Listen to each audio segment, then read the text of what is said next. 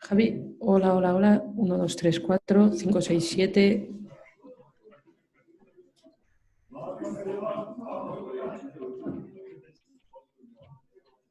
¿Puede verme, John?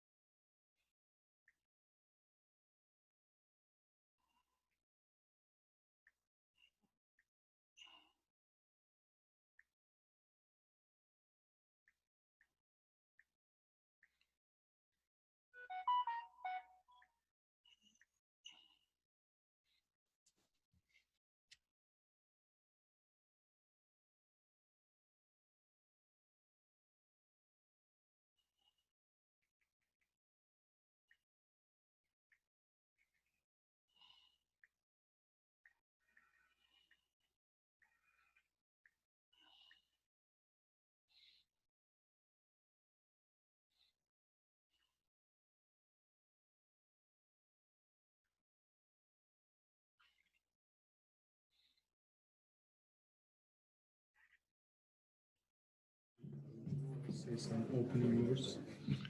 I think I start. Good morning, everybody. Thank you very much, and you're welcome to Madrid. A nice edition of Neuro International Master Course. Is for me very important your work and your discussion and your ideas. This is a meeting only with the expert and no complication, only discussion. Okay, the time is about 15 minutes, but it's most interesting is possible to more time, and less time is better because you have more possibility to discuss. Every conference is now live with the neurosurgical TV. If you have the question, only is necessary the micro. Okay. Professor Miliki, thank you very much. Welcome. You are the honor to start. Okay, thank you.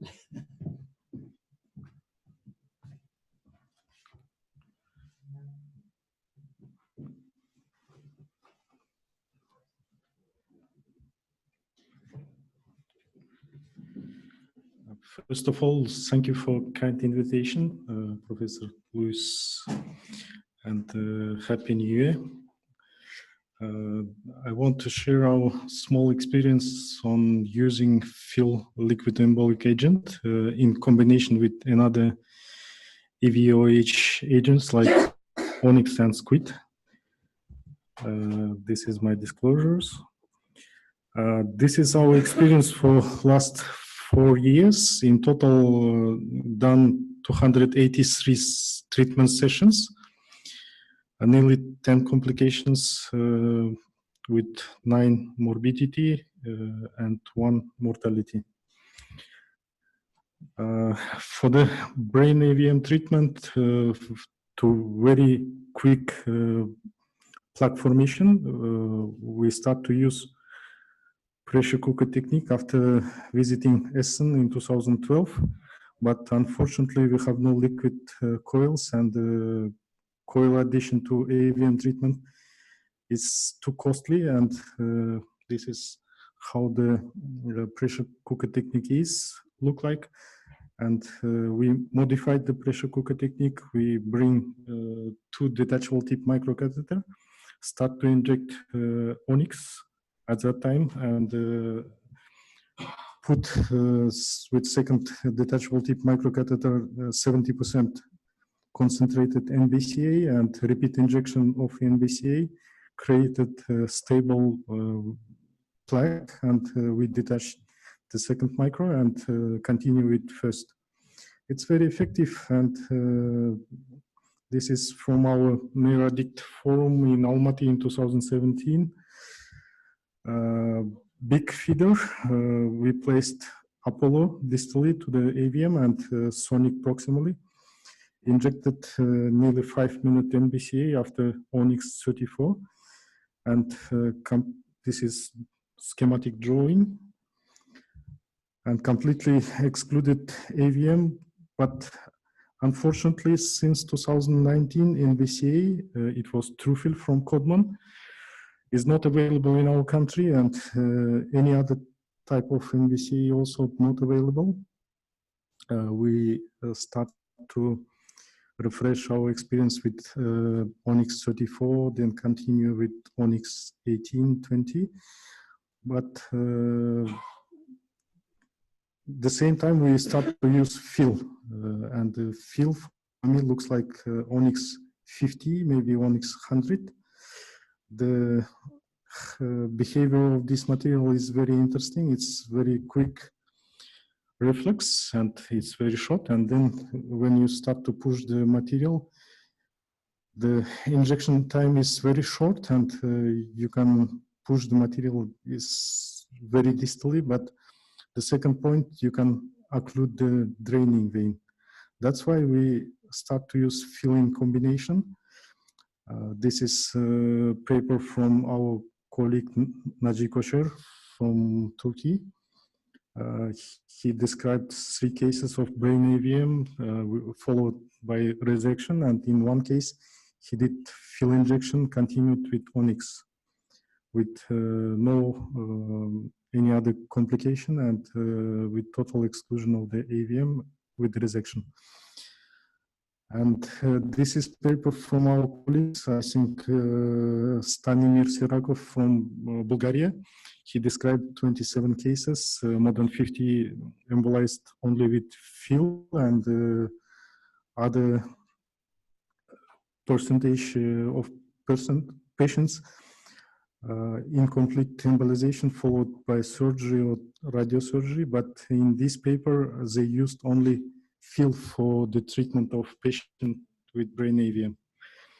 And this is a case presentation. Our colleagues, Dilan Kurda, used with colleagues used the fill liquid embolic for the uterine malformation embolization with a nice description of the method. In last 4 years, we did 63 pedicle embolization. That means it's a detachable tip microcatheter and fill first, then followed by Onyx or Squid. And one of the cases we did during the NERADICT forum in Almaty, it was second AVM course in 2019. Professor Saruhan Chikirge also assisted in this case and commented during the live case. Patient was treated in April, done first session of embolization through the MCA and ACA territory. And for the second session during the AVM course, we placed first microcatheter on the ACA, on the front part of the AVM, and another 2 microcatheters we placed, one into the MCA territory and second into the ACA territory. In total, 3 microcatheters. And Professor Saruhan said, why, Manjul, you don't do multiplug technique? Yes, it's very nice technique. It closes the collateral flow, but I learned from René, it's also possible to place the second catheter and control the collateral territory during the injection during embolization, and it's also easy to control is it some remnant part on this territory or not. And FEEL in combination with SQUID 18 and SQUID 12 allowed us to completely occlude this malformation in 45 minutes. And the second and third microcatheter showed the occlusion of the collateral feeders during the embolization. Second case example, it's a recent case done on Philips machine.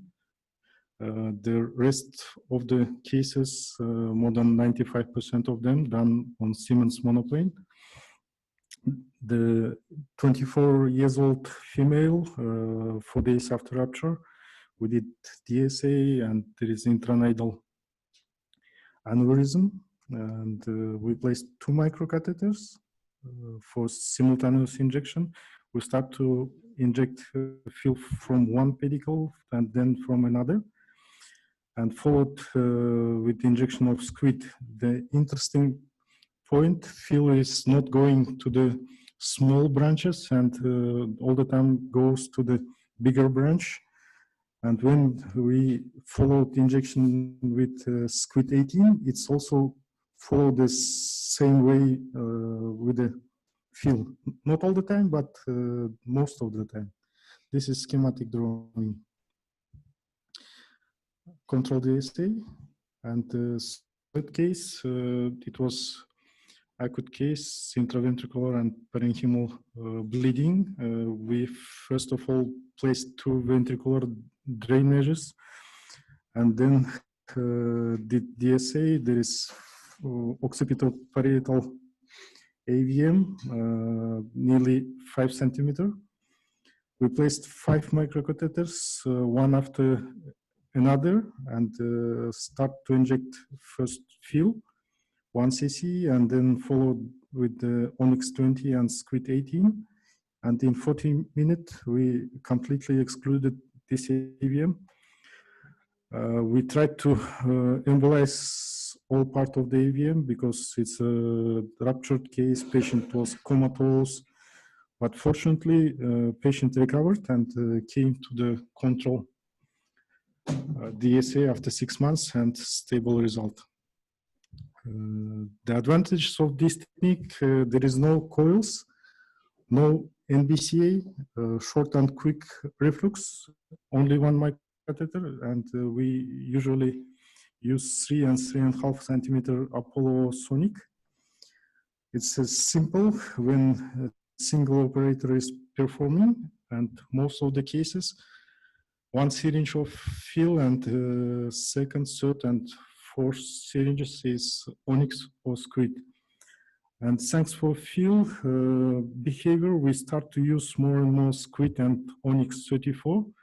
And in comparing with the Onyx 18, Onyx 34 and SQUID 34, behavior is for us very good, and it's not occluding the parenchymal small branches. This is photos from the Neradict avian course in Almaty. We also invited Professor Moret, but it was the same time like Link Asia in Beijing. Yes, unfortunately, we couldn't get Professor Moret. And this is Almaty in summertime and also in wintertime. We have a ski resort 20 minutes by car from our hospital. Yes, you're all welcome to Almaty if you have questions. And thank you for your attention.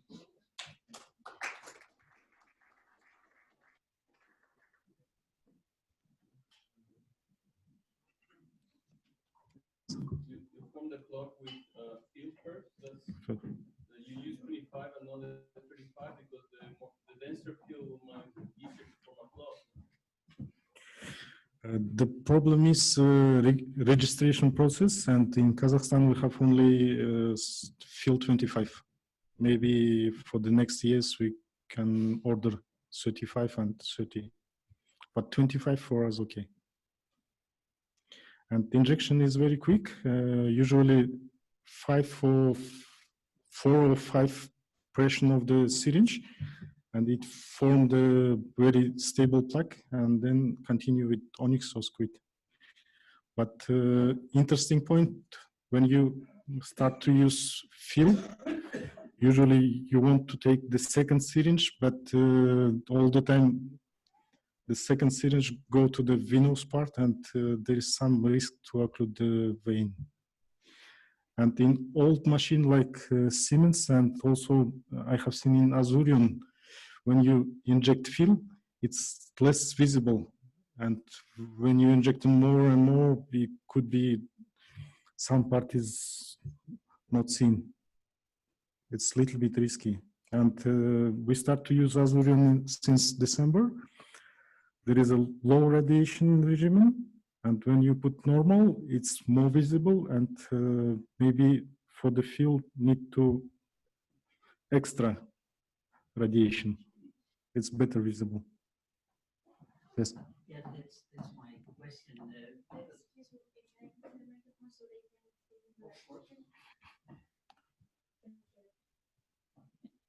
That's my. It's okay. Works, but anyhow. So have you had any issues that you couldn't detach the microcatheter, because we had that problem because the fill reflux was not very well visible. So we thought it was okay. There was not that much reflux, and we tried to detach the microcatheter even after a couple of minutes, and it was already completely blocked because probably there was more reflux than we had than we saw. What's your experience with that? In these cases, we have no problem with detachment, and usually after fill reflux, we continue with onyx and squid. And all the time, I keep the microcatheter 40, maybe 45 minutes and wait, even no injection. Then the Denisov inside the catheter go to the sonic detachment point, and it's okay. With Apollo, no problem.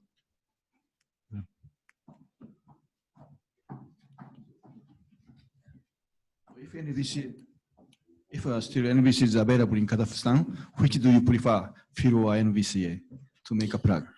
In most of the cases, fill is okay, but there is some cases when you need more strong plaque reflux when you're finishing the AVM.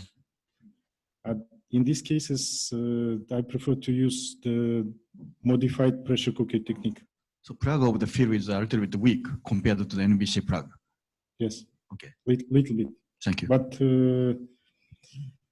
from 63 cases, I haven't seen the reflux during injection 4 and 4.5 cc. Usually during the traditional pressure cooker, when we see the Professor Chapeau during Ellis case, at the 5th cc, it starts to go back. Even you have coils and NBC, because the pressure inside the AVM push the onyx through the NBC. because the vessel is not like tube, it's elastic, it can expand. I just have a technical suggestion. Since you got the new Philips machine, you should always use the highest fluoroscopy, because otherwise you miss details when you inject, and it's not dangerous at all. So even if you inject for several hours, it will not cause any hair. Only hair loss. No, not in my experience, but I never pushed the both sides in the same time, because your eye cannot get the two images in the same time. But usually injection time is shorter than before. Yeah. Okay, thank you.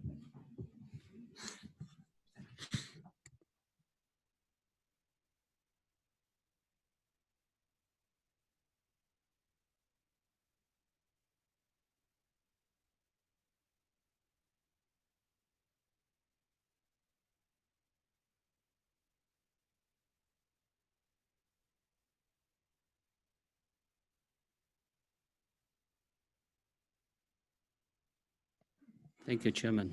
And my teacher for interventional treatment for AVM is Professor Murray and Salou. So I come from Huashan Hospital.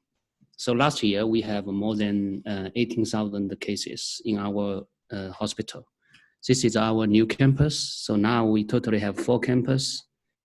So last year my personal serial bypass more than 1,000, and interventional treatment is 197. AVM is 47. So it's only a small part of my work. So now totally we have 800 beds and 40 operating rooms. So when you go to the operating room, you have to check which number is your room, just in the airport.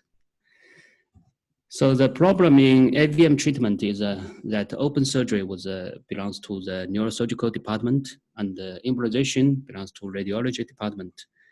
Gamma knife and the cyber knife belongs to radio surgery department.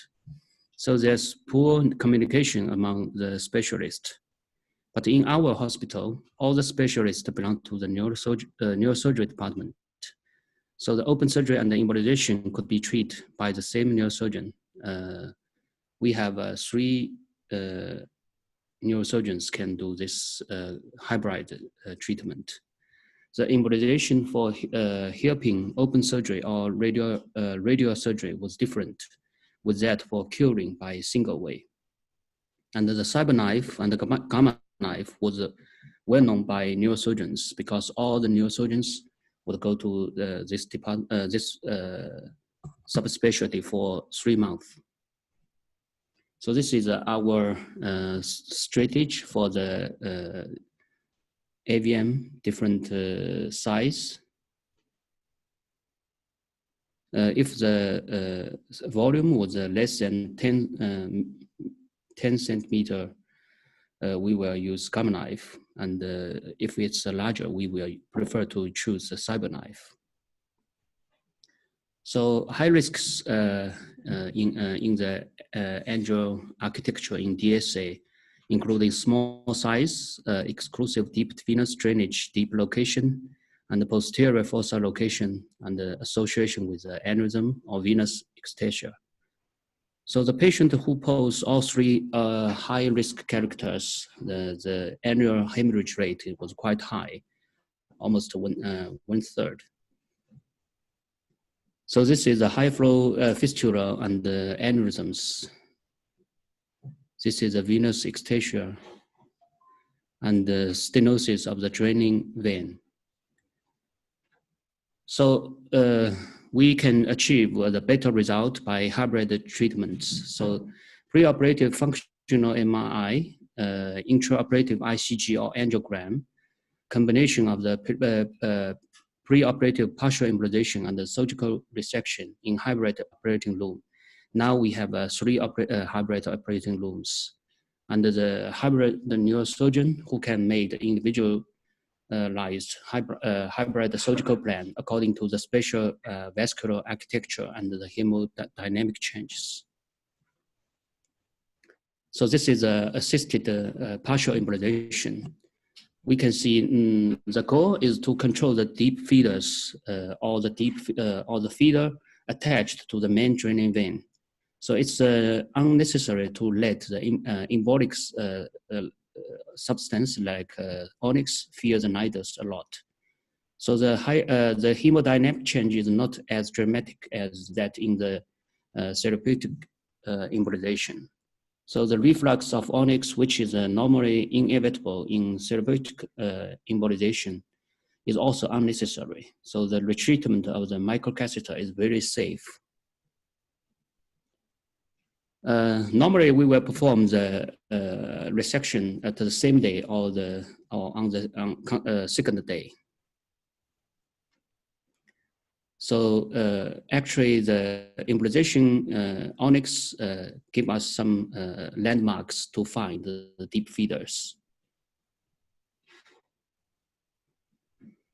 So this, with the help of the preoperative embolization, the resection procedure would even safe and easier. In the no eloquent and eloquent area, we can use preoperative MRI, and in the operation we can achieve very good result. So in our hospital, we have a long history for the resection until 1970. 17, we have 873 AVMs, including 402 low grades, 184 middle grade, and 287 high grade AVMs. Totally, the rate of morbidity and mortality was quite low. So the cure rate is 98.7%. So for the single cure embolization, the cure rate in our hospital was not very high. It's only about 20%.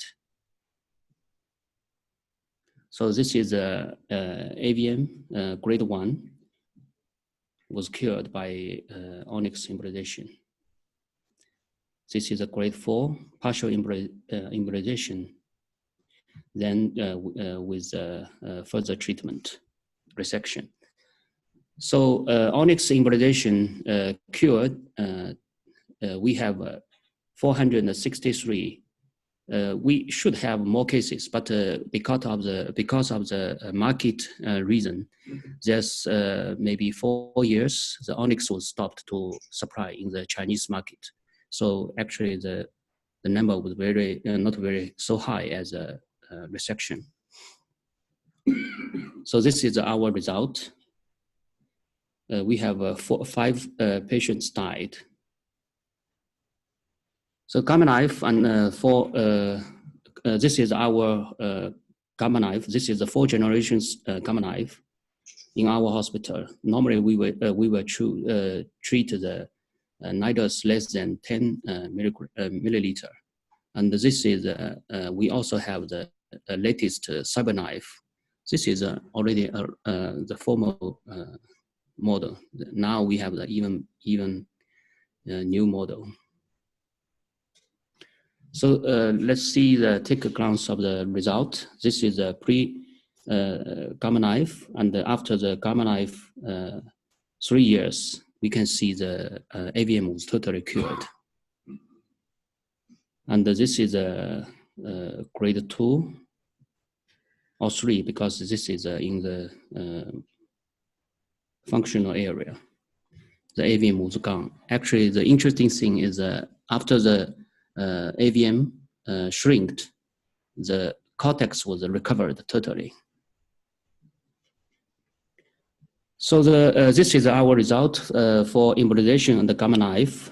So this data was still stopped at the 2014. From then, the supply of the onyx was stopped. So we have 86 cases. And this is the final result. We can see the cure rate is in the combination is 76.7%. It's higher than the 64.7% in the reported. This is a CyberKnife. We can see after the 2 years treatment, the CyberKnife was cured, the AVM was cured. And even larger cerebellum AVM, we can see after 3 years, this AVM was larger than 10 milliliter. So it's also the draining vein is deep. So we use this CyberKnife. After 3 years, you can see totally cured. And this is even larger, almost half of the cerebellum.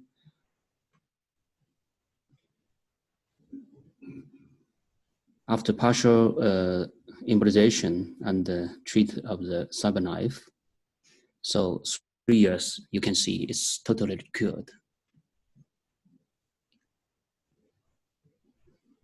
Same results.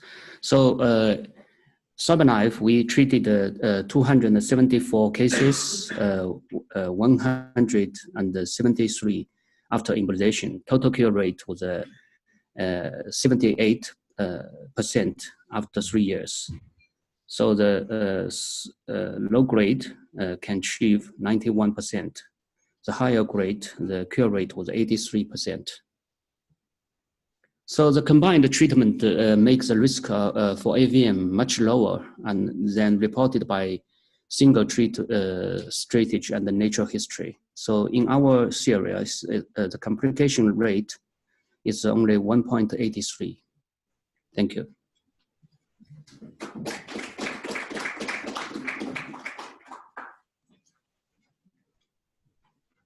Any question? Okay.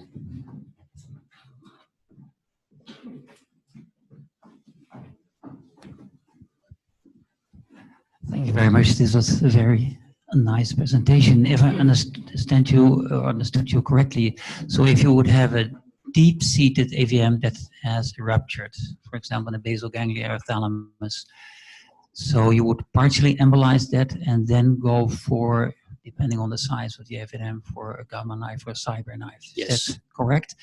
And so my question then is, so you trust or rely on the effect of the partial embolization that there won't be a rebleed. So how much, or how do you decide how extensive your embolization Actually, if it's an emergency AVM case, small nidus, we prefer to wait for 3 months. After that, we will do the embolization because we consider that strategy is more safer. Yeah. After the absorption of the hematoma. Yeah, but also my question is, how do you know how effective the protection of a rebleed is with your partial embolization? How do you choose the extent of embolization? I beg your pardon? So you do a partial embolization, huh? Yes, for this, we will treat the main feeder, yeah.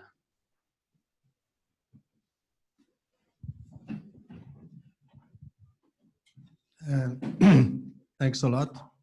I remember that 20 years ago, there was maybe 2 or 3 teams all around China doing this business. Look at what's happening today. It's a wonderful evolution. You not only got the institution, the environment, but you also got the number of doctors and the training and everything. And over a period of 20 years, it's a tremendous, tremendous evolution. So congratulations for this. Thank I'm you. sure you are not responsible, honestly, but the whole country has changed dramatically, and we definitely have to think about this. And it makes a point which is, for me, very interesting. You are a major player in terms of activities, and now you have a lot of experience too at the same time. So you could probably play a big role in a new study to better understand what kind of treatment we should apply for brain AVM. Because we know everybody has its own recipe to treat an AVM, but if it was possible to build up a strategy with a large consensus for the treatment of AVM, it would be definitely better for our patients. So I honestly think that we know how to treat AVM. We know much better how to manage AVM for a permanent cure, but we don't know exactly what is the good sequence of strategy. So it's our duty to think about having a study which is trying to clearly establish this kind of evolution. You know, there are two big directions for the time being. We know for now 12 years or 15 years, maybe 12 years, that we have to occlude the vein, and we have a lot of data to prove that the key is the occlusion of the venous system. What we don't know is it better in terms of clinical result for the patient to do it only by one single treatment, gamma knife, surgery, endovascular, or if it's better to start with one, continue with the other one. I'm not saying that we should definitely manipulate all the different kind of treatment for the treatment of all the patients, but maybe the combination of two might be a good way to do it. So thinking about having, for example, endovascular surgery, endovascular radiation, a study which is clearly establishing that it's better or it's worse to do this kind of combination. We do a lot of AVM. We go most of the time from endovascular, and we go for cure of the AVM. We have good results, anatomically speaking. We have acceptable result, clinically speaking. Is it better to have a combined treatment to improve the clinical result for the patient? And this is really our, to me, the purpose of the coming years. You know, when you get older and when you look at all the mistakes you have done in your career, you really think that it's good to think about improving what we are doing for the best of the patient. And it doesn't mean that it's only through your hands. You know, a team approach with multiple techniques might be a good way to do it. And AVM is probably the way to do this. So I'm not going to initiate a study like that, but I really push to try to force the younger people to start these kind of studies. You know, for example, a selective grade AVM, 1-2. Is it better to do it surgically or endovascularly or having a combined treatment? For the time being, we don't know. Aruba doesn't answer the question. BAT doesn't answer the question. TOBAS, according to the structure of the study, will not answer the question. The study should be randomized and stratified. It's not that difficult to do it. It's not that difficult. So having money coming from government, not from companies, coming from government, should be a way to improve really our result. Yes. And I'm not too much fascinated by the technique today because, you know, we are doing the same thing for the last 7 years. Every single patient you treat today is treated the same way as we were treating 7 years ago. 7 years ago came on the market the web. Since that, nothing new. So we have to really understand that for the last 7 years, we do exactly the same business.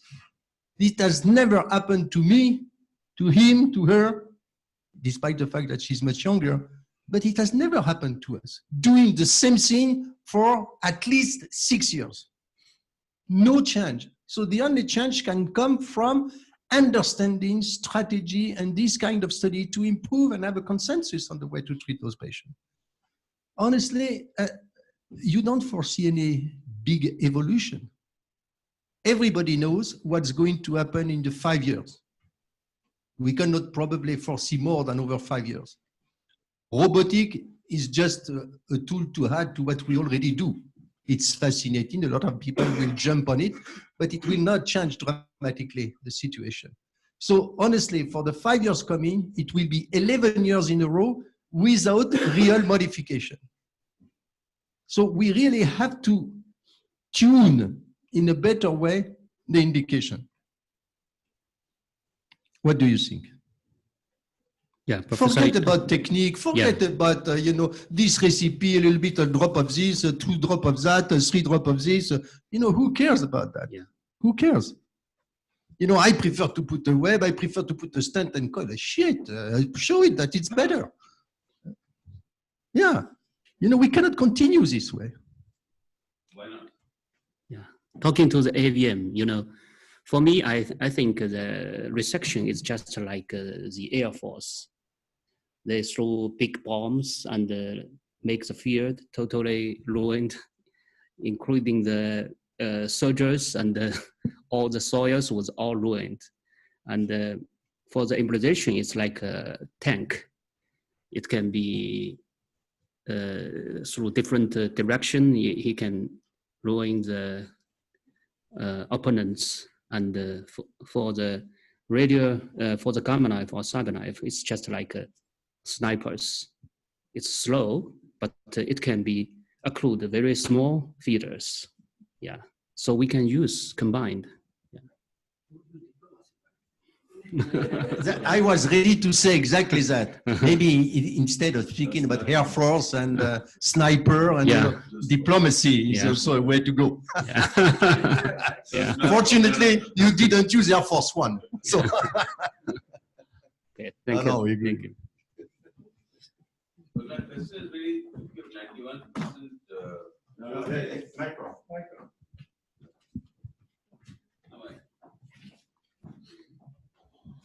The question is really this, that if you have 91 to 94% cure rates, as you were saying, for your techniques, then that's pretty good. I mean, what are we aiming for, 100%?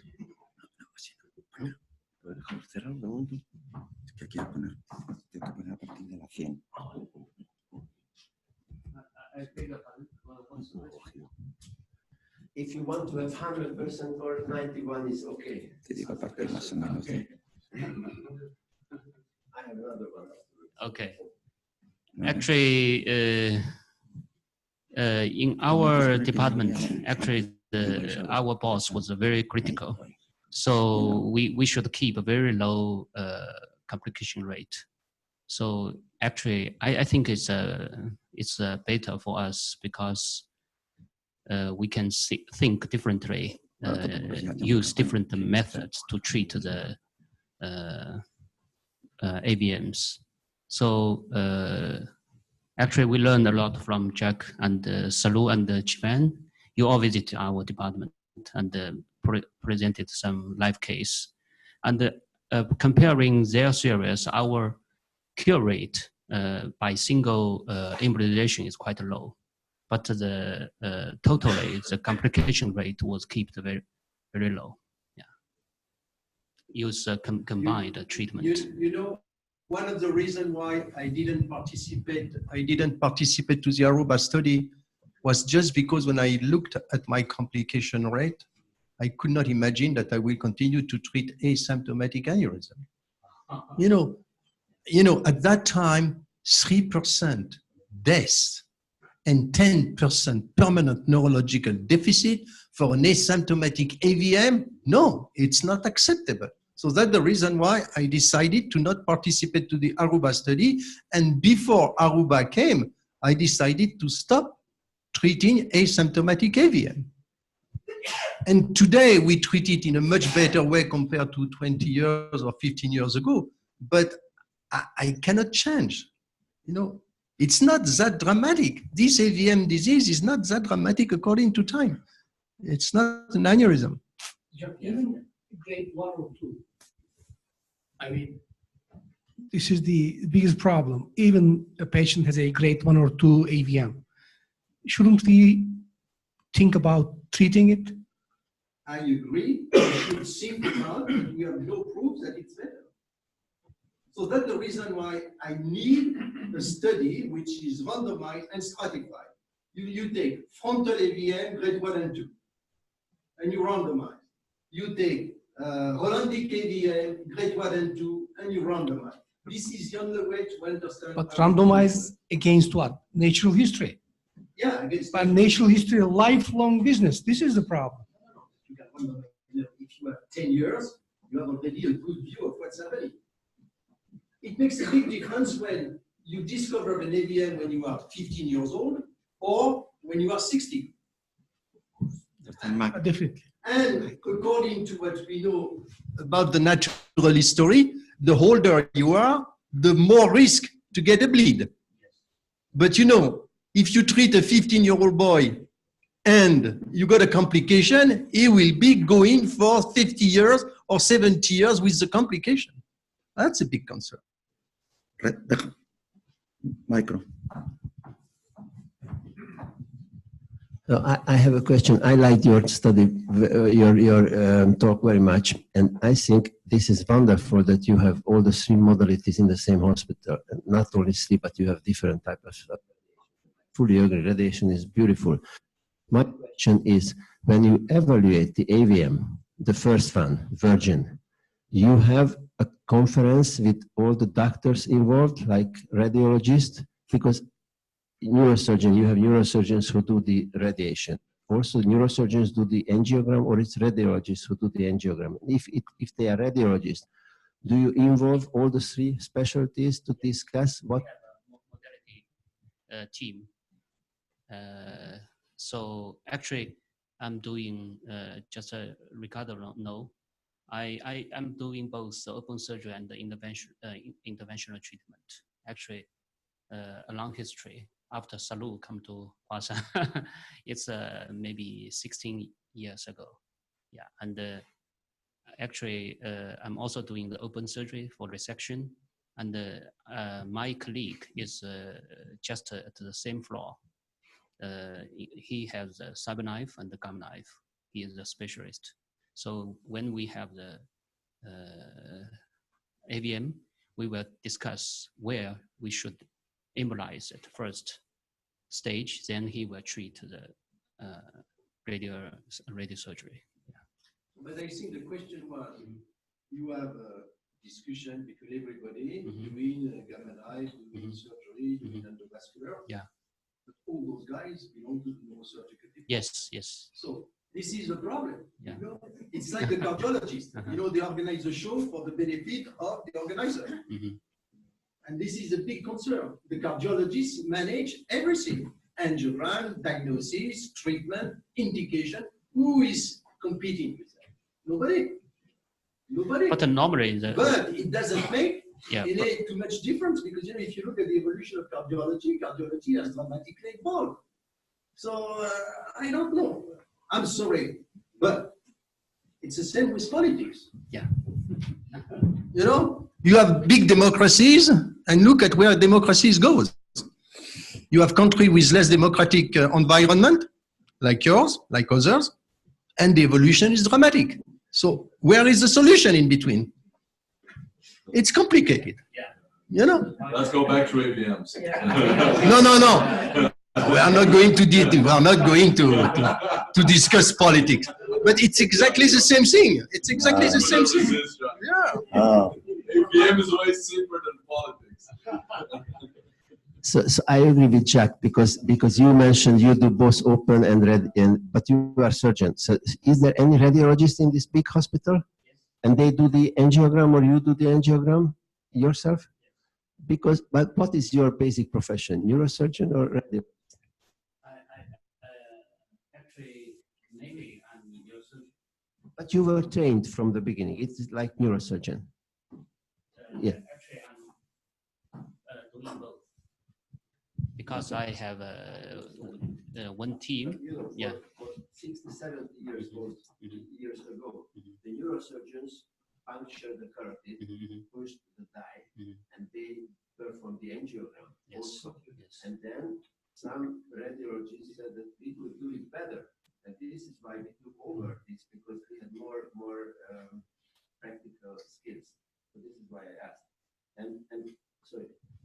there is also another issue because I got in my hospital a young patient, a young lady living in Italy. And she came with a cerebellar bleeding for 10 days ago, quite big. And in the report, there was written that she was treated by radiation therapy by CyberKnife a year ago. I went and talked to the relative. I had to treat because the surgeon wanted to evacuate the hematoma. I had to treat the patient. Then I went to the relatives and asked if they have any images, and they had lots of CD-ROMs and DVDs. So I collected everything and checked. The original angiogram a year before, or 1.5 years ago, 6 months before the radiosurgery, showed a big venous aneurysm, which was not visible on my angiogram. So this was obviously the ruptured site. So the people who went through the images, they chose radiation therapy. Obviously, and a lady, I'm 28 years old, with a big venous aneurysm. That was a very risky point. This is why I wanted to tell because obviously there was no one who pointed out this risk that this should not be treated by radiation because the result takes 3 years to get. So this was my point. Yes, I mentioned that we will analyze the angio architecture at first.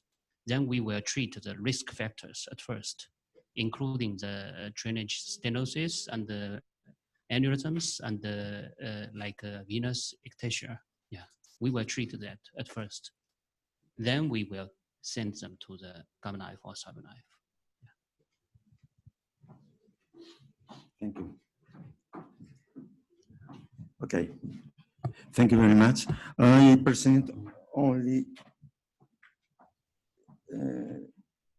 this. Just a minute.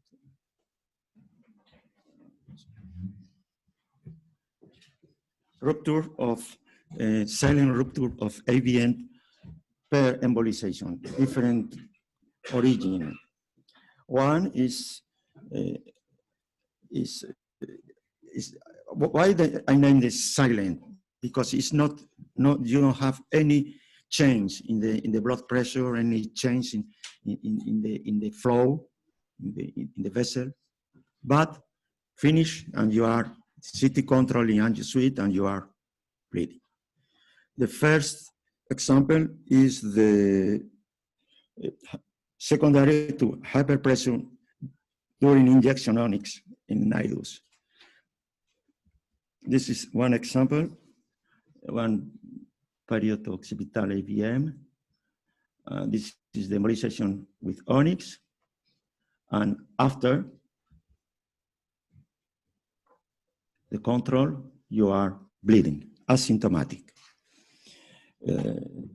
This is one point is you need to be careful with the pressure cook or another technique. Sometimes you need a stop because you rupture the small arteriolas. The second is most common is after rupture, after removal, the catheter, asymptomatic, no change in the blood pressure, asymptomatic. Means you need to check very well. This is AVM. After removal, you are only here in late phase, this image. If the patient have all the hematoma and the bleeding is in cavity. I selective study, and after some pedicle, I embolize with this part with glue, and this is the bleeding. Finally, and this is final. And this is another case. It's very interesting because it's have a rupture after 30 minutes. After 30 minutes, the final embolization in the same angio suite.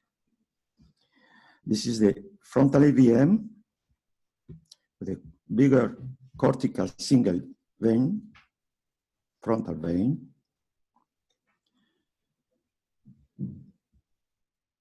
This is the cast of onyx, and only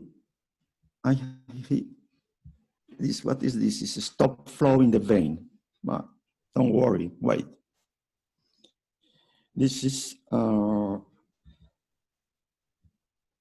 the cast of onyx. You have the same. Final angio, 1234. The vein is patent, no change. Don't have change in the intranidal morphological chain of nidus, but 10 minutes later, the vein size change spontaneous. You are a stagnation of the contrast. 10 minutes later, more change, and the vein changed the direction. Hemodynamics vein, another new vein. You are controlled with this anastomosis, Sylvian anastomosis. At the beginning, don't exist, now yes. And the vein is still bad flow. The patient developed one subarachnoid hemorrhage, 38. 15 minutes later, bigger hematoma. And after surgery and after remove the hematoma, I removed the AVM. But the question is this point. When you see the stagnation of the contrast in what part of the vein, be careful, because you have the possibility the continuous progressive thrombosis and bleeding. And this is the last case, AVM, thalamic AVM. I embolized with, this is the MR, AP view in the right carotid, left carotid, venous, pouch, thalamic and lenticular AVM. I decided to treat it. This is the vertebral. I decided to go with the arterial and venous approach at the same time. I start with the venous, but it's impossible because you are more high flow in the vein, and this is the onyx. You are the signal. This is the vein. I decided to continue with the, sorry, this is the onyx in the vein. I decided to continue to arterial. After 2 hours embolization, this is the control, the cast, control angio, still remnant AVM, less volume, less collateral circulation. The patient is still well, and 24 hours after develop hemianopsia, you are here in MR, some hypersenial, perinidal, but this hemianopsia is not during embolization because it's checked the patient is well. It's about progressive edema around this cast of onyx. This is the reason of you are be careful to put high quantity of the onyx in deep AVM. Okay, thank you. Any question, any comment?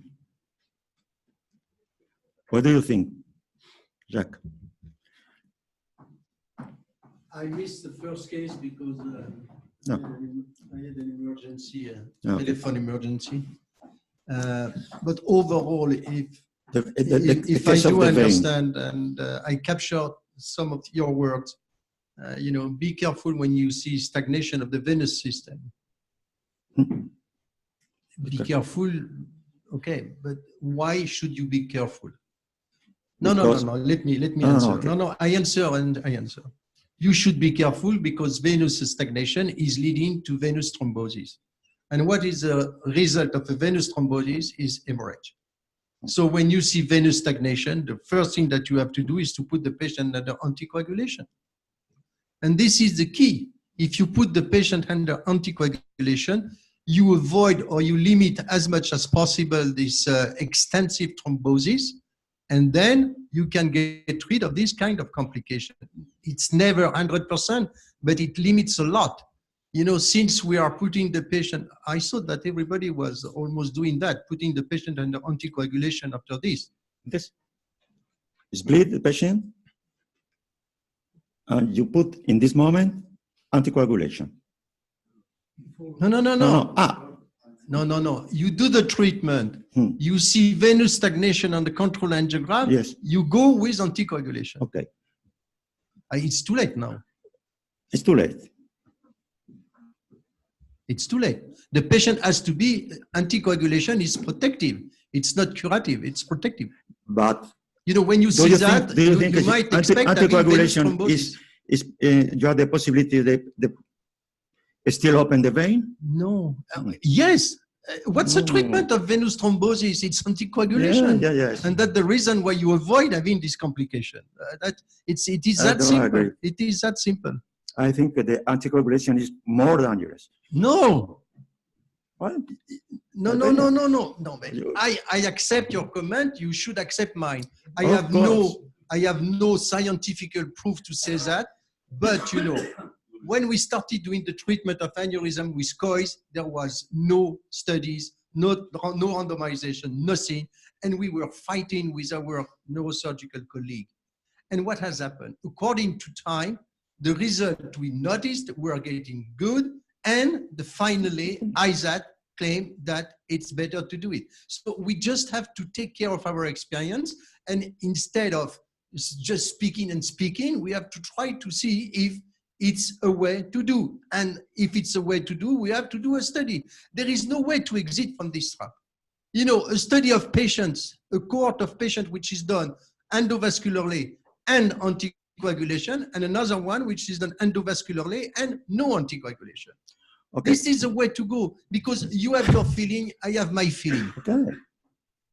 Respect your it's feeling. Based on your experience, I respect it.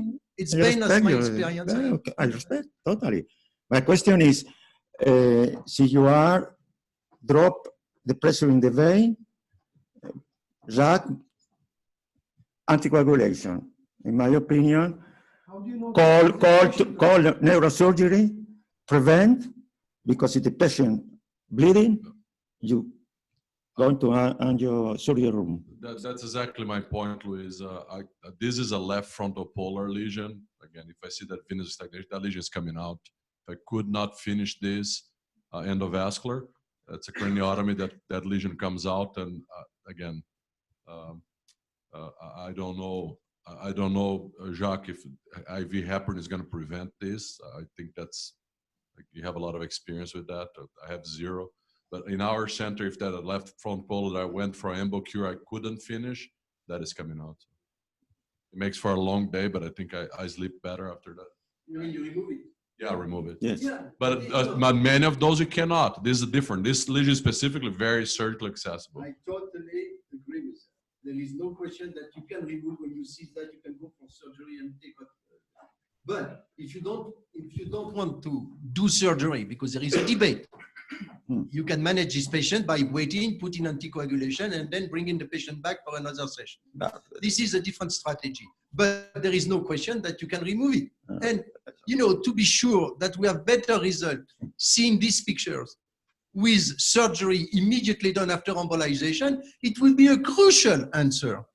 Honestly, it would be a crucial answer. And I totally agree with that. I would never be reluctant to send the patient for surgical removal, seeing this instead of putting anticoagulation. If you can show me that the results are better, I agree. Okay. Next speaker. ¿Quién es el siguiente?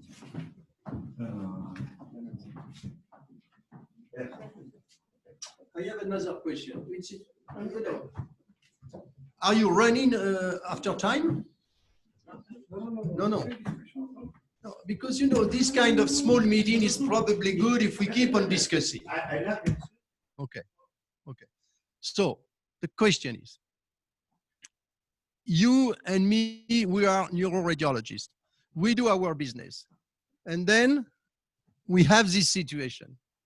And we decide to do surgery or to send the patient to surgery. We cannot do surgery. We send the patient to our neurosurgical colleague. How easy it is for you to convince the neurosurgeon to do it? This is the point. No. Because you know, the patient is sleeping. No. In my center, let me ask the question. Let me ask the question.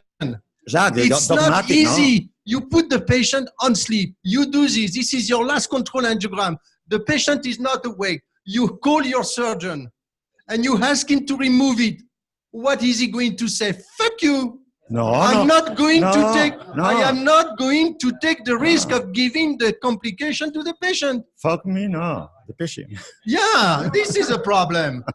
If you are both neurosurgeon and doing endovascular, you can take your own decision. But if you beg, please do surgery on this, the patient is going to bleed. So the guy said, I will take the responsibility and the complication. Micro. Before the embolization. Macro. Okay. But before taking any decision to treat a patient, we discuss with the patient and with the neurosurgeon as well. What is going to happen if there is a complication or if the embolization is incomplete. And then we know that we have to take the risk as a team. This is the key point. One cannot do the embolization without having a good vascular neurosurgeon aside or without having the ability to do the surgery on his or her own. This is key. I mean, if you stumble upon a situation like this and then the neurosurgeon will say, fuck you, this is normal because we have not discussed before. You got to discuss beforehand with the neurosurgeon. People will say, of course. Okay. I have a very simple answer. We all do that because legally speaking, you have to do it. If you don't do this kind of meeting with a summary of the meeting, we are legally in danger. So it's done. Okay. This is following the law. But then you have reality. You do the treatment. The day you do the treatment, the neurosurgeon on call has done 2 AVM in his life. Is he going to jump on this one? He says, no, forget. You cannot say that all the surgeon and all the endovascular guy are at the same level of skill. This is the problem. You are in the middle of the night, you do an AVM treatment or you do an aneurysm, okay, and there is a big and there is a big hematoma. He has not clipped an aneurysm for the last 10 years. What is he going to do? This is a big concern. Tomoaki, please stand up and raise and say something.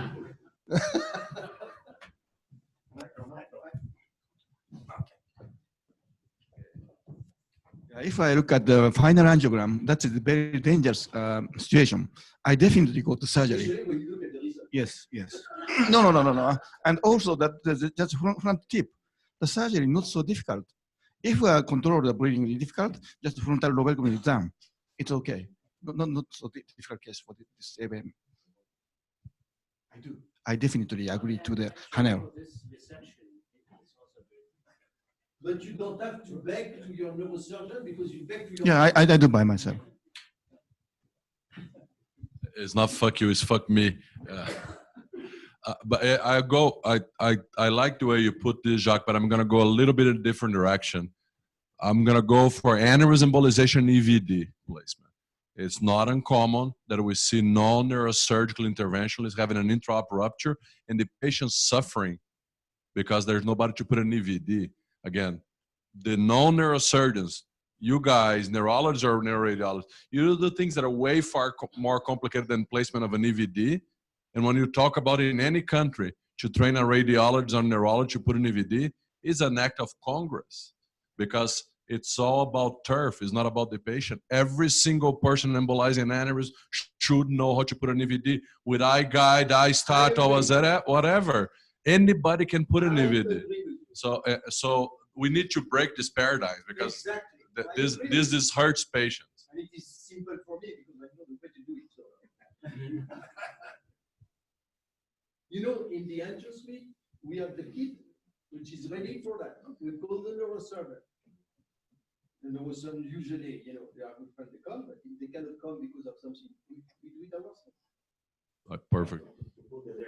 Yeah, to put the drainage. But you know, who is able, as a radiologist here, to put a shunt? But not to remove the idea. No, but putting the shunt. Okay. Life-saving.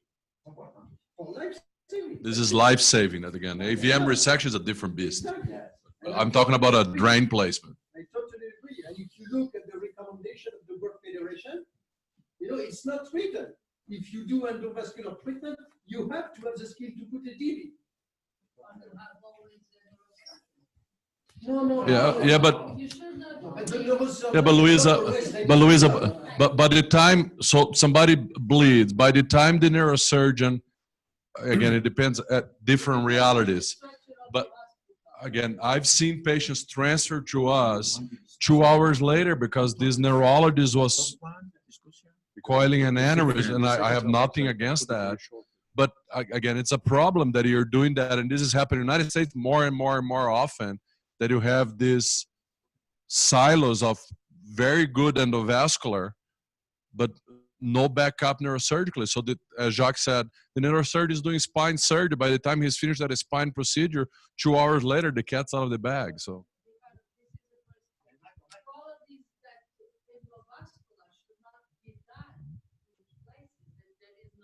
Neurosurgery. But if it is a life-saving, if it needs to be done. It's like CPR.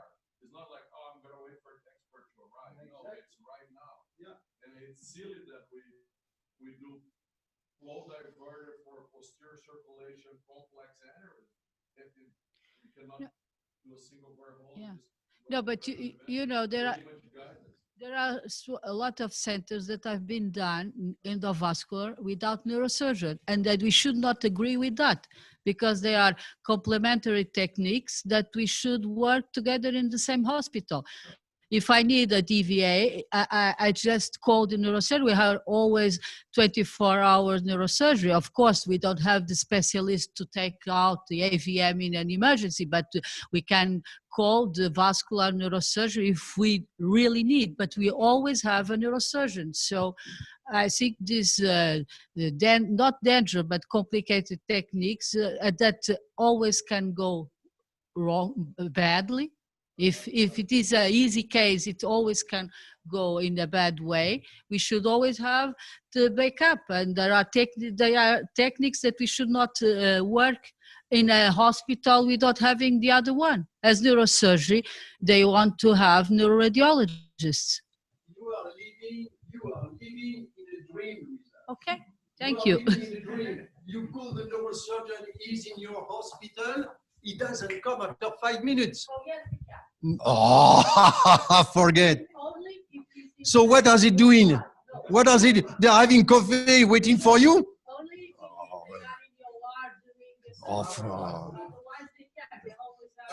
Okay. So honestly, no. Yes, but you know, how much time do you need for him to come and do it? The second point is, what do you do with your patient? He is in the angio suite and you want a DVD. You transfer to the OR. It takes 35 minutes. It takes 45 minutes. It takes an hour. It's crazy. You have to put the shunt in the angio suite. This is the way to go. So transport, call the escort to transport, half an hour. Then they go there. Then install the patient, half an hour more, 1 hour later, the patient is dead. Forget. The shunt has to be done in the angio suite. That's it. Yeah. In the angio suite. But how many neurosurgeons accept to do the shunt in the angio suite? Yes, but how many in the world forget about your own home? Yeah, this is the problem. We have to look at what's happening in the world. Call the neurosurgeon. You know, we had recently a very difficult spinal cord AVM. The only way to do this spinal cord AVM was to attack it from the venous system. You know, attacking the venous system from the spinal cord, it's not easy. So we decided to ask the surgeon to open it. It took 2 weeks to convince them to do it in the angio suite, which is normal. They don't know the environment. They don't know it's. I say, open the box and that's it. And then we care about it. Finally, they did it. They opened the box in the angio suite. We did it. The patient is cured. And sometimes, and it's not uncommon, they don't want to do the shunt in the angio suite. They want to bring the patient, what you said. This is your local problem. The hospital It's a problem. It's a problem. No. Wait. No, it's not a problem in our hospital because I accept it. But for example, from this, just a minute. To bring the patient to the end. I stayed in November with Hanel in Jacksonville and with Jabur in Philadelphia. Both is neurosurgeon. Both in the same center. You start with endovascular, you have a problem, you continue to open brain. No discussion. You are every. You don't have problems. See the patient bleeding or not bleeding or no. This is important. The problem is the neuroradiologist. I am neuroradiologist. You. I stop because I don't. No. It's not possible for me to open the. Going to the surgery room, continue to treat the patient. I please neurosurgery to come. No, this is true. This is the problem, but this is my problem in Madrid. Your problem probably in Bicêtre but not the problem in Philadelphia or in Jacksonville or in Japan. But Luis, but the point is, if a patient and when I was in Buffalo, everything was done away. Everything done away. So you see when you rupture an aneurysm, sometimes the patient does not care. Mr. Jones, everything okay? Yeah, I have a little bit of a headache, but sometimes you bleed an aneurysm and the patient just like boom, rocket down. This patient, you don't have 30 minutes, you don't have 1 hour. The ICP is an immediate flow rest. Exactly. And we see this on the angiogram when we do the injection. So what I was trying to simplify, not to create too much discussion, is I think it's silly as a global committee representative here. We have opinion makers here. We can go to our societies and it's silly that we don't train. Neurosurgeons don't want that. I don't care what they want. I care about that patient that is bleeding on the radiologist, neurologist table. This patient may not have 30 minutes, 1 hour to be transferred for the guy to finish his spine, to finish his lunch, or to do whatever. DVD preventive? Oh yeah. Low threshold. Low threshold. Most of the cases we're doing an acute rupture aneurysm. In the end, you speak first in EVD. If it's a high risk patient, you do an open EVD because it doesn't release too much we just do EVD. And so we had a couple of cases where we had intraoperative rupture and open EVD and so therapy, the blood from the aneurysm into the site of the EVD. And when it stopped, it was fine. So most of the cases we will put the EVD in the angio suite. Before. But what Jack is saying is different. You may do it this way, that way, the other way, but what he's saying is that we need to, I'm sorry. What he's saying is that we need to create a new creature, which is called INR, who has to have a proper training, not only doing a coiling or stent-assisted coiling or flow diverter, but also to do the simple life-saving neurosurgical procedures. This is it. There is no discussion on that. Do we? No. A radiologist does percutaneous brain and every other place in the body. Why can you not do percutaneous brain to the brain? Yeah, I'm a. Sometimes there was no CD. You know, we were doing this intraventricular injection of iodine, and we were doing it ourselves. It's nothing.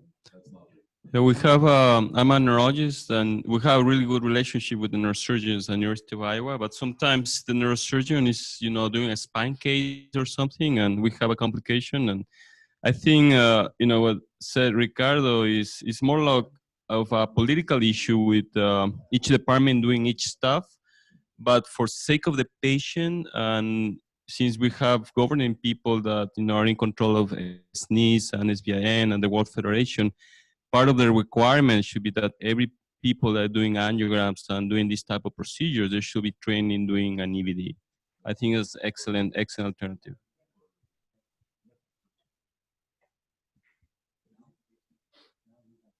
Go to this topic now. Change the topic to dolichoectasia. So my name is Benno Rezaija. I'm from Helsinki, and I'm going to have a discussion regarding vertebral vascular non-saccular aneurysms. It's a common interest for both neurosurgeon, neurointerventionists, and neurologists in common, mainly because it's a disease that we haven't actually figured out how to actually treat it. There are some innovative solutions, but there is no final way to how to handle these cases.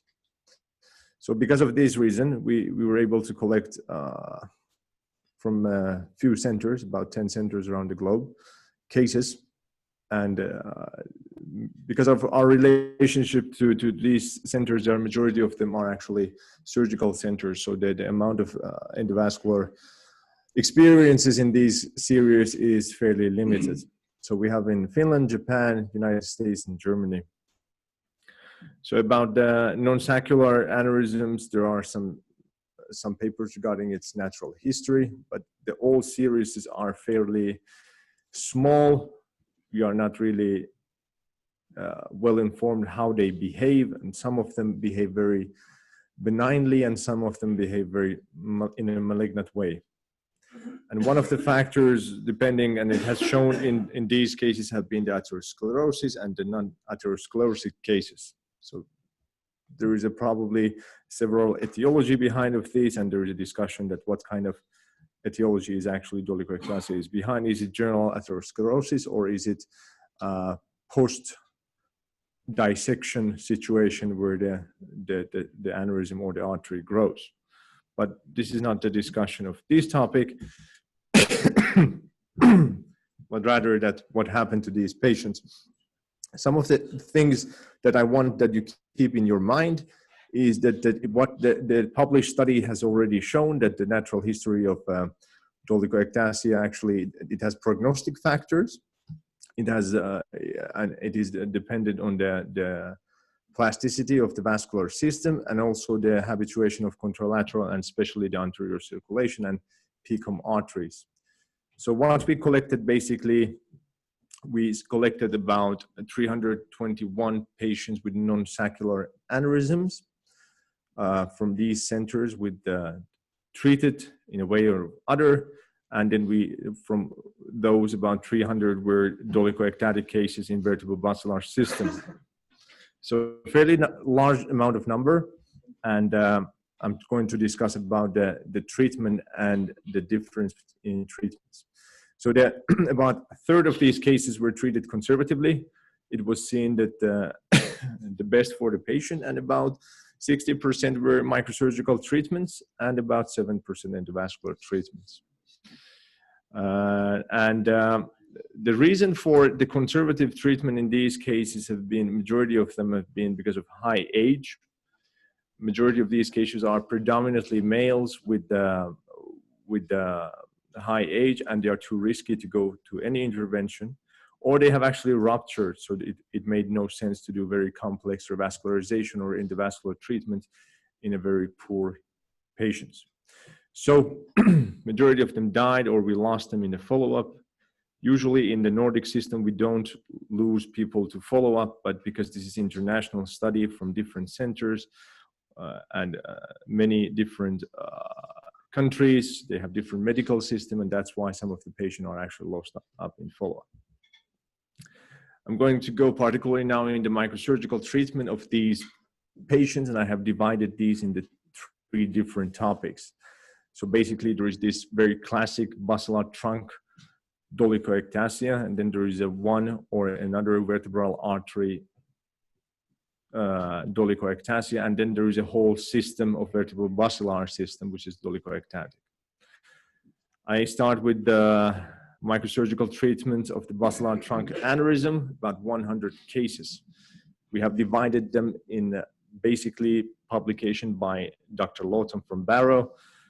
We discussed about having a flow reversal from anterior, taking the flow from the posterior circulation and out from the aneurysm to the anterior circulation and seeing what happens. From these flow reversal, which was done by revascularization of very highly skilled professionals, mainly by Professors Tanikavas and Lawton, among others, the 28 cases what we had, 20 of those patients died, many of them immediately. So any reversal of the flow from the from posterior circulation to suddenly change the hemodynamic to anterior circulation happened to have a thrombosis of the whole basilar and the immediate death or locked-in syndrome. Only few of these cases were actually survive, and mainly it was developed by the clip that I have designed. And there have been in a different discussion, the clip that I have designed. I'm not going to go too much details, but it's about the slow closing clip, what I have said, the Helsinki clip, where we are able to actually change the hemodynamics slowly. So in these cases, actually flow reversal functioned when we gave enough time to hemodynamic to habituate to the current situation. But overall, the mortality rate was fairly high. Then we have the second phase of these treatments, where we have the flow reduction, 42 patients of flow reduction in the basilar trunk dolichoectatic cases. The mortality rate was again fairly high, 60%. Only 12 cases actually had the curative treatment, and others actually suffered worse outcome than they were preoperatively. So overall, when we see this high mortality with the also flow reduction, the main causes that we are interested that which are those patients who actually survive. I come to those very shortly. Then our third phase of treatment was the revascularize the whole area and then make a distal occlusion of the dolichoectasia. Mortality rate again extremely high, 57%. Morbidity fairly high, and intact only a few patients out of these. And and when we go through this basilar trunk aneurysm with these dolichoectatic sacs, when we see that the mortality rate in overall was 62%, morbidity rate was 16%, and only 22% actually were intact. Technical failure of the bypass was fairly low when we are talking about extremely difficult procedures technically, where we are able to actually revascularize posterior circulation aneurysms and take the flow from anterior to posterior circulation. And so technical failure was fairly low, I think. So who were actually those who survived? I mean, these cases we discuss about which are those patients, what is the common with those patients who survive this deadly disease? And they are actually young patients who have no general atherosclerosis or calcification in imaging. And PCOM artery was actually able to habituate to situation and grow, which is very, very actually intuitive when you think about it, that if you change the circulation, you're able to change in a way that the nature actually takes care of it, then there is no malignant hemodynamic and it actually starts to function. And it tells about the arterial plasticity. And the clip of our design is actually stimulating this one. So this was from the basilar trunk. Then we go to the vertebral artery aneurysm. And there were 137 cases with trapping or proximal occlusion of 75%, and proximal occlusion only as a one option in 14%, and trapping in 80%. The Helsinki clip was used in these cases in 4 patients. So from those with the revascularization and trapping and proximal occlusion, we did a lot of in this series where there were a lot of bypasses from the occipital artery to pica bypasses, or V3 via radial artery graft to V4. So we did the bypasses all over, and there were, as you can see, there are some very skillful bypasses done by our Japanese colleagues, Dr. Tanikawa, V3 rag to P2 SDA, SCA, and occipital artery to pica bypasses. So they actually revascularized very fairly this area. How was the outcome? When we're talking about the trapping or proximal occlusion, the flow reduction was in 87%, of course, in trapping cases was 100%. 13 patients suffered from stroke, mainly in the pica area, and 4 patients died through the thrombosis of the basilar artery. Again, if the hemodynamic change was malignant, the basilar artery easily thrombosed. After a few cases, also centers learned that it's a good idea to start antiplatelet or anticoagulation drugs immediately. And in those cases, the patients survive only with small strokes. In the proximal occlusion, the flow reduction was 87 to 100%, and suffered from stroke 11 cases, and the mortality was 1, again via thrombosis of the VBA area, and this was very calcified patient with a lot of concomitant morbidities. What about the vertebral artery trapping? So of course, when you trap the case, it's 100% reduction. Few suffered from stroke, but no mortality was done, mainly because the balloon test occlusion, of course, was done previously, and we were able to think that how was things done. The treatment of all over those who survived, again, there was having a common factor between the VBA dolichoectasia. Age was again pretty young, below 50. There was no general atherosclerosis or calcification arterial system, and the PCOM arteries were able to grow, showing the plasticity of the area. Then the whole system, the most difficult part when the whole vertebral basilar area is dolichoectatic, it's a sick for the whole artery, and there is a very little that you can do. Mortality rate, astonishing 90% in flow reversal, and then another 10% locked in syndrome. We are very not able actually to do anything about this disease.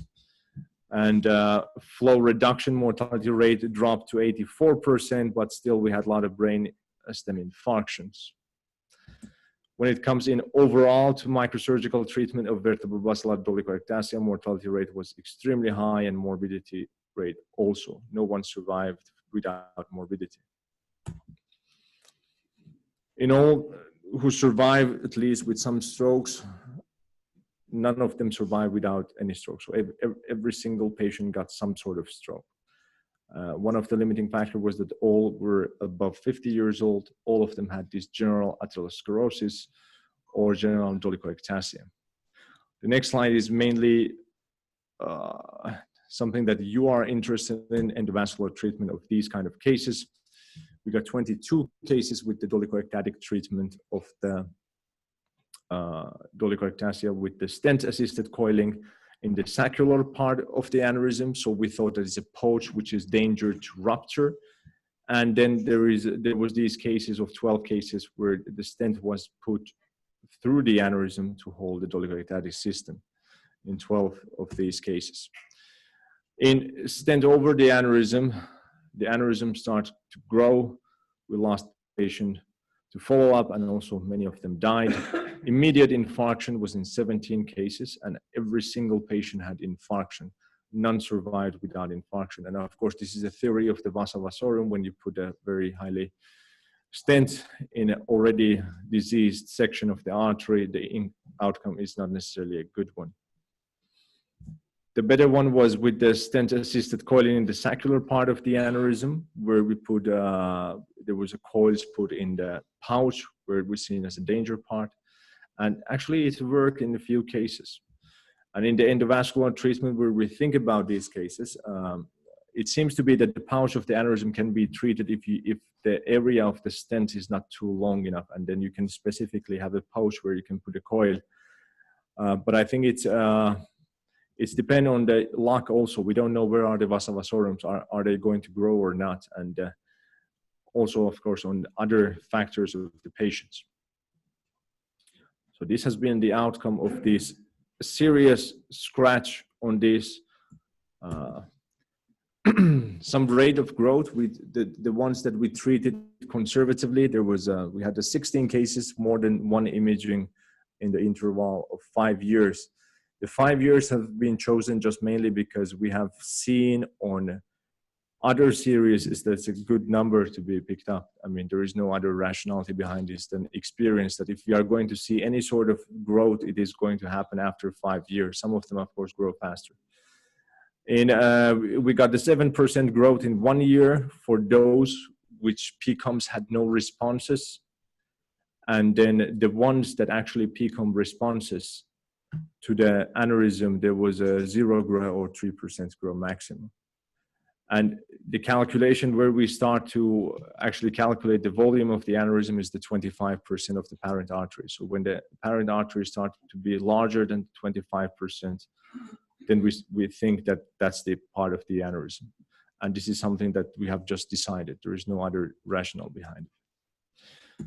So this is the work in progress. There is no perfect solution, at least now.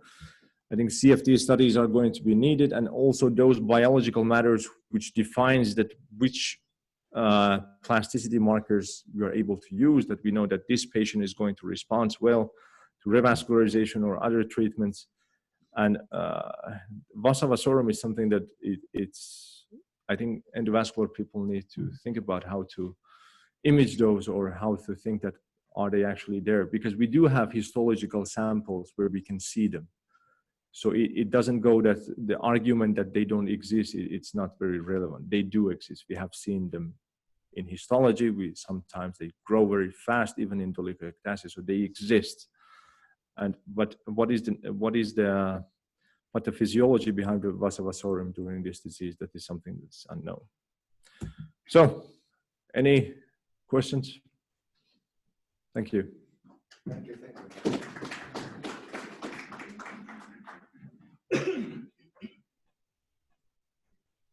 For the patient with the anticoagulation? Yes. How long?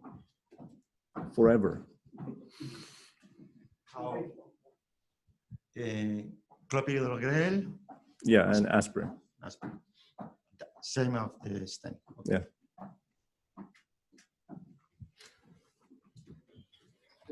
My question, do you use test occlusion before Majority of them, yes, majority of them go through balloon test occlusion before we do anything. Thank you for this. Again, it's a major topic. You know, for the time being, the treatment we can apply, they are not giving good results. Mm. So the natural history is definitely better, even if it's not that good. In some cases, yes, but we don't. The problem is that we don't know that which cases. No, I mean there is a big difference between this arteriosclerotic dolichomega basilar artery and the dissecting aneurysm of the basilar. So forget about the dissecting and think about this one. I think that there are several ways to do the treatment by reversing the flow as far as you can analyze properly the arterial branches from the basilar. Where are the ICA? Where are the pica? Where are the middle cerebellar artery? Because depending on the site of the occlusion, you can increase or decrease the territory which is aspirating the flow. Of course, I have a nice topic on this kind of situation, but of course it takes too much time. The problem is the debate started a long time ago with Drake. When I was a young neuroradiologist, you know, Drake was a very famous neurosurgeon doing this kind of treatment, and he was involved in this tourniquet technique. And I was always claiming and speaking to him, this is a good technique. The real problem is you don't know where you put your tourniquet because it's not depending on the vascular anatomy of the patient. It's depending on your possibility to approach the basilar. And this was a mistake. The concept of reducing progressively the flow to make the potential collateral circulation develops is the way to go. But you have to be able to select the location of the occlusion. And it's easy to do it by endovascular because you can involve in the vacuum territory the pica on one side and exclude the pica on the other side. Or you can aspirate through the ACA and occlude at the middle part of the basilar and just use the PCOM. There are multiple ways to change the flow in the basilar, and I have multiple examples of these. The problem is it works with dissecting aneurysm, but it doesn't work with arteriosclerotic one. Yeah, that is the This is the big point. Yes. And obviously today, I have to confess that we don't have any solution for this, except the treatment of arterial blood pressure and management of the diplomacy. Yeah, diplomacy or diplomacy. Yeah. Definitely diplomacy. Yeah, you speak, you do something, it's not efficient or it's efficient, nobody knows. But also,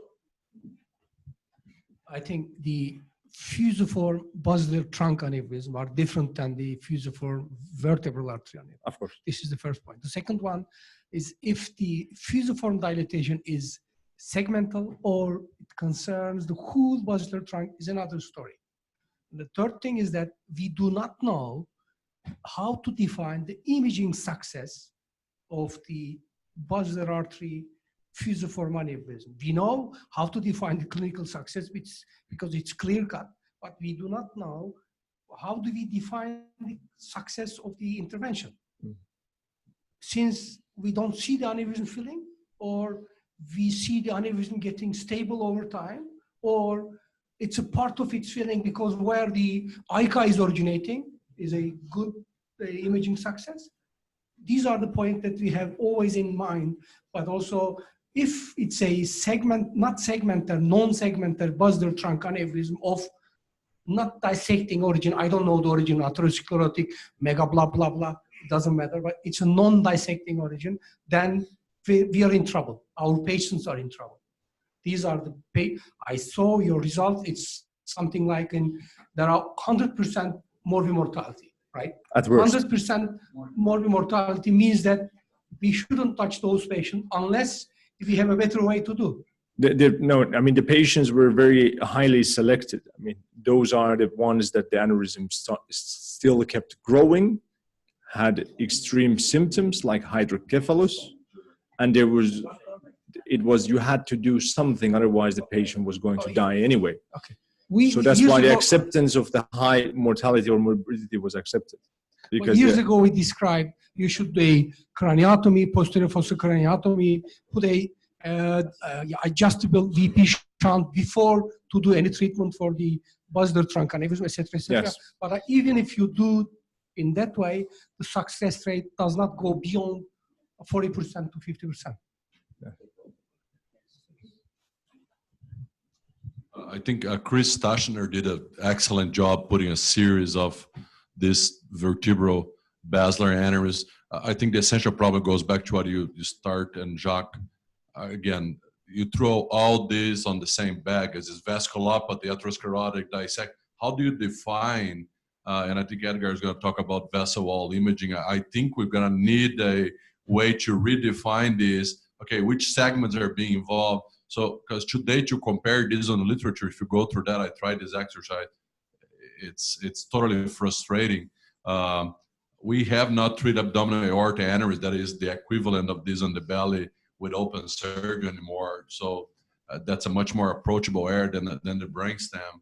And I think we don't have the right endovascular tool there, but I think with the proper treatment of the vessel wall, with the stem cells and what is coming down the pipe, I think that might be the way to go. So we'll see.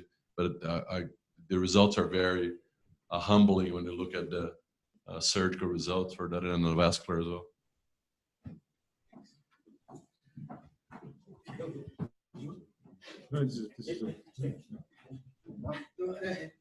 Can I show you a case just following this? Yes. I take my connector.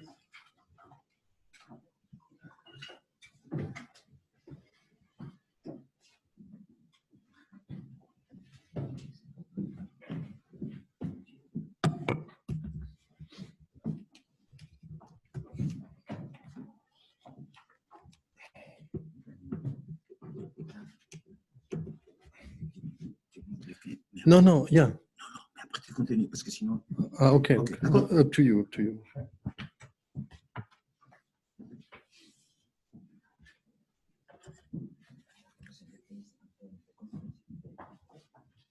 So?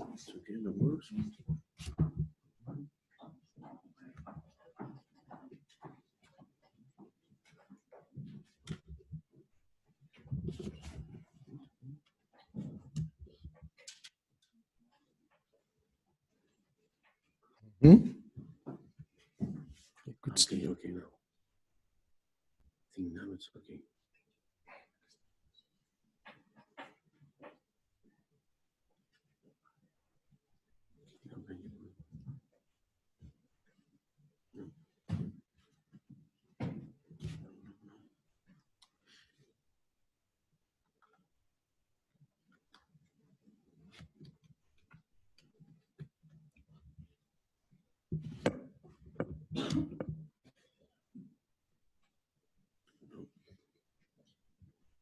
Doesn't work? Doesn't work.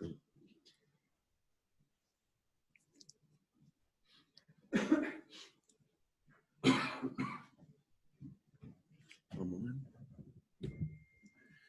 Can you keep your presentation? No, no, we copy. No, no. You can see it's keynote. It's not. Let me wait. No, no, no. Wait a minute. Okay.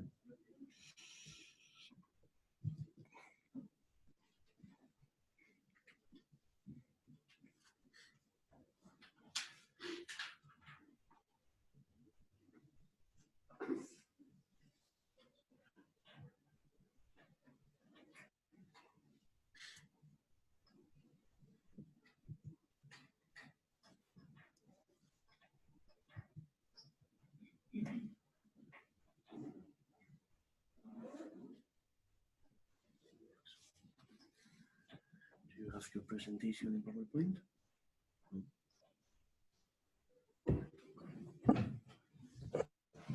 Okay. The converter is good? Yeah, yeah, yeah. First of all, you should get out.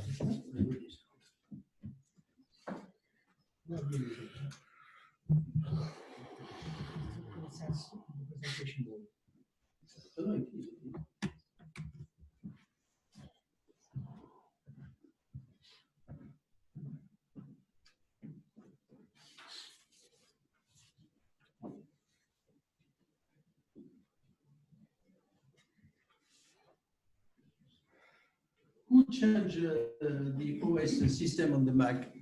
Who has switched to Catalina? Me. And you had no problem? No. I'm using Keynote. Yeah. Are you using Keynote as well? Yeah. No problem. Because since I moved to Catalina, I could not switch on the network of the hospital. There are some problems concerning Yeah. movies, but that's it. It was a mistake to switch.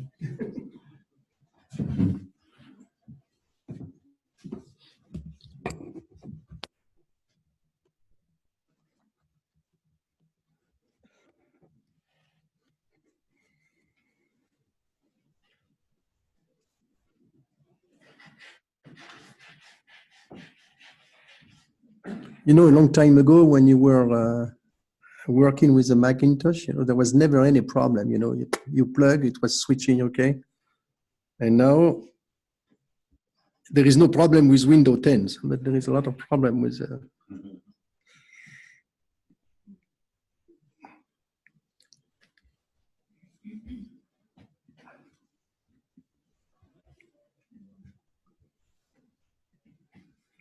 Okay, so let's open it again.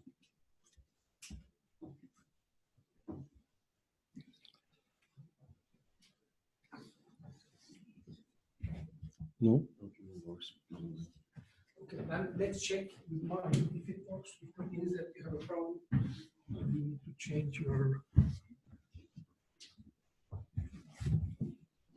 It has never happened to me.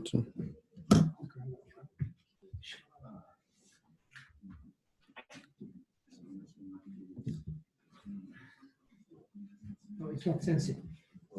There's a problem with the HDMI cable. Yeah, I think the cable is wrong. Yeah, it doesn't work. No, no. It does not sense. Yeah, yeah. Okay, no. Don't work with Mac. Only works with Windows normally. The HDMI problem. Yeah, yeah. It's always a cable. Yeah. Huh? Okay, but are you using Catalan? No, you're not Catalan. Okay, who is HDMI here?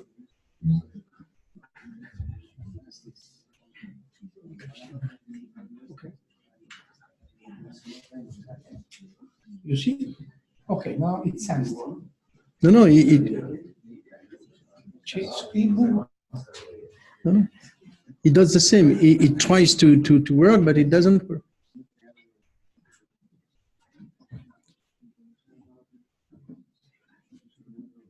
Yeah. I think there's a. No. You know, flashes. It's a Mac. It's a Mac attack. Huh? It's a Mac attack. Mac didn't work. We have 3 Macs and they don't work. Okay, so I'm going to visit the city. I'm going to visit the city. No, it doesn't work. It doesn't work. This one doesn't work too.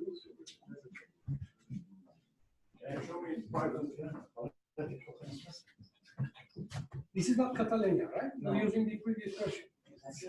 It's clever enough. He didn't just use it. But it was several times before. No Macs. So the connection towards the next Mac doesn't work.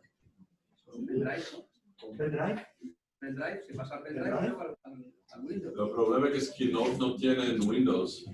Pero pendrive, porque yo paso mi Mac a pendrive. No, sí, comprendo, pero se no tiene. La presentación es Keynote, no tiene Keynote para Windows. La presentación es diferente. When you open the PowerPoint display first, you read the control it doesn't. The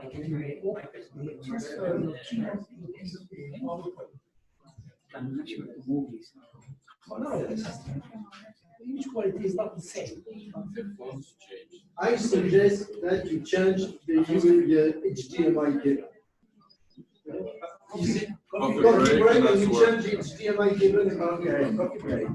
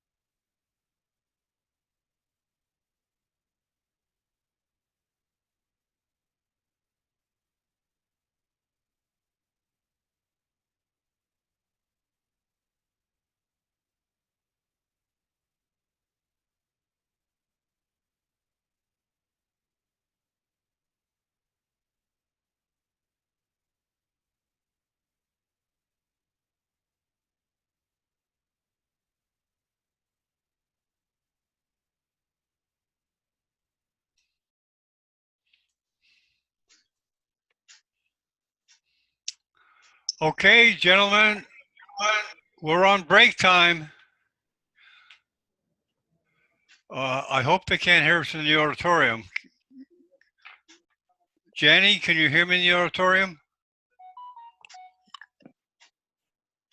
Yeah, I can hear you. Tell me. Okay, hi. Is this the auditorium I'm speaking to? Sorry?